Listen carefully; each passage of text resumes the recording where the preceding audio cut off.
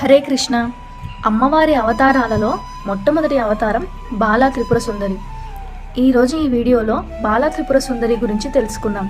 బండాసురుడు అనే రాక్షసుడిని నాశనం చేయడానికి లలితాదేవి తనలో నుండి కొన్ని శక్తులను పుట్టిస్తుంది. ఎందుకంటే అప్పటి వరకు ఉన్న దేవతలు ఎవరు కూడా బండాసురుడిని నాశనం చేయలేరు. అందుకే లలితాదేవి తనలో నుండి ఒక సృష్టిని సృష్టించారు. ఆవిడ బుద్ధిశక్తి నుండి శ్యామలాదేవి, నేను అనే ప్రజ్ఞ నుండి వారాహిదేవి ఉద్భవిస్తే అమ్మవారి హృదయం నుండి బాలా త్రిపుర సుందరి దేవి ఉద్భవించింది. అమ్మవారు చూడటానికి చూడముచ్చటగా మనోహరంగా ఒక 9 సంవత్సరాల పాపలాగా కనిపిస్తుంది.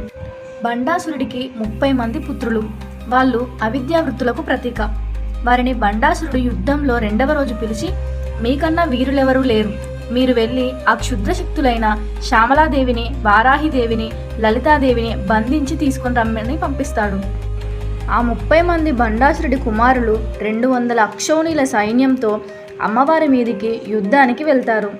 వారితో యుద్ధానికి అమ్మవారు వెళ్తుండగా అప్పుడు బాలా త్రిపుర సుందరి దేవి అమ్మతో, తల్లి, వచ్చింది బండాసురుడి పుత్రులు, బండాసురుడు కాదు కదా, వీరిని సంహరించడానికి నీవెందుకమ్మా, నేనే వెళ్ళి యుద్ధం చేస్తానని అమ్మవారి అనుమతితో బాలా త్రిపుర సుందరి దేవి యుద్ధానికి వెళ్తుంది. అప్పుడు అమ్మవారు హంసలు లాగుతున్న రథం మీద కూర్చొని యుద్ధానికి వెళ్తారు. అమ్మవారు రాక్షసులందరినీ చీల్చి చెండాడేస్తుంది. 200 అక్షౌహిణీల సైన్యాన్ని అమ్మవారు నారాయణ అస్త్రంతో భస్మం చేసేస్తారు. 30 మంది బండాసురుల కుమారుల శిరస్సును అమ్మవారు ఖండిస్తుంది. ఆ పరాక్రమాన్ని చూసిన లలితాదేవి బాలా త్రిపుర సుందరి దేవిని చూసి ఎంతో పొంగిపోతారు. బండపుత్ర వధోద్యుక్త బాలా విక్రమ నందిత అనే లలితా సహస్రంలో ఉంటుంది కదా, అది ఇక్కడ నుంచే వచ్చింది. లలితాదేవి యొక్క ప్రసన్నమైన రూపం బాలా త్రిపుర సుందరి దేవి. చూడటానికి బాలగా కనబడుతున్న శక్తికి మాత్రం ఏమీ తక్కువ కాదు. ఈ తల్లి ఆరాధన ప్రాణశక్తి ఆరాధనగా చెప్పబడుతుంది.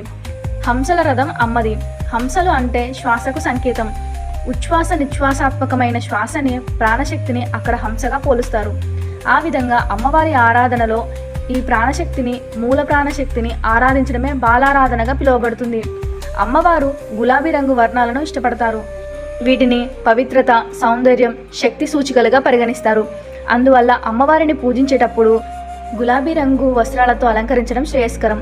అమ్మవారు బాలారూపం కాబట్టి చిన్నారిలా పాలను ఎంతో ఇష్టపడతారు. అమ్మవారికి పాలతో చేసిన నైవేద్యం ఎంతో ప్రీతికరమైనది. అమ్మవారికి గులాబీ రంగు పువ్వులు, తామర పువ్వులు ఎంతో ఇష్టమైనవి. మీకు కనుక ఈ వీడియో నచ్చినట్లయితే లైక్ చేయండి, షేర్ చేయండి. మరిన్ని ఇలాంటి ఆధ్యాత్మిక వీడియోల కోసం మా ఛానల్ను సబ్స్క్రైబ్ చేయండి. Thank you for watching.